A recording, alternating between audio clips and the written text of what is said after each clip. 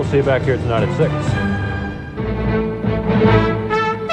From ABC, this is World News Tonight with Peter Jennings. Good evening. We begin tonight with presidential politics. Tomorrow, when the New Hampshire primary finally gets here, we'll hear how ordinary voters, instead of pundits and poll takers, rate the presidential aspirants.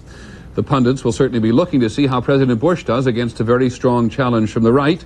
And on the Democratic side, we'll also all be looking to see if New Hampshire voters are as concerned as the press has been with Governor Clinton's past.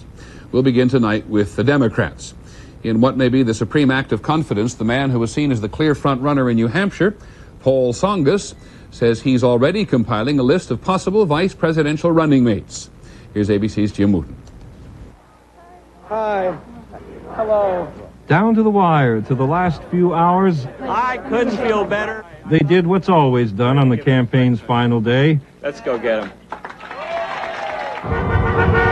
Did what they've been doing all along, in fact. Let's go. Where are we going? Shaking one more hand. All right. Did you buy anything? Making one more friend. Will you support me? Reaching for one more vote. Running behind or running ahead, it is, after all, what they do. There are moments when things change. And tomorrow is going to be that moment. Before the first vote is cast or counted, Paul Tsongas' life has substantially changed. Contributions are pouring in now as never before. Money is the mother's milk of politics, and we've been discovered by a lot of mothers. And with cash in his pocket, Tsongas was looking beyond tomorrow to Maryland and Maine and Colorado and South Dakota. Question for Clinton. Can you survive if you don't win New Hampshire? Goodness, I'm going to be alive regardless. I've got a campaign base in the South. I've got a campaign base in the West.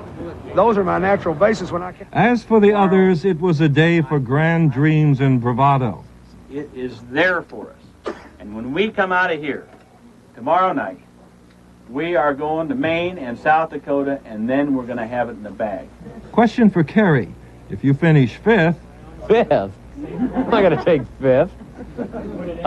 Next question. Well, if the polls are accurate, the question after tomorrow for Kerry and Harkin and Governor Brown is how to stay within shouting distance of the rest of the campaign. The question for Clinton is whether a second-place finish here will be seen as a disaster or merely a temporary setback. And for Senator Tsongas, who has come from nowhere to somewhere, the next question is, can it last? I am such an unlikely candidate. Jim Wooten, ABC News, Manchester, New Hampshire. Now to the Republicans. Patrick Buchanan was all over New Hampshire today, predicting that tomorrow's results would produce what he called a stunner.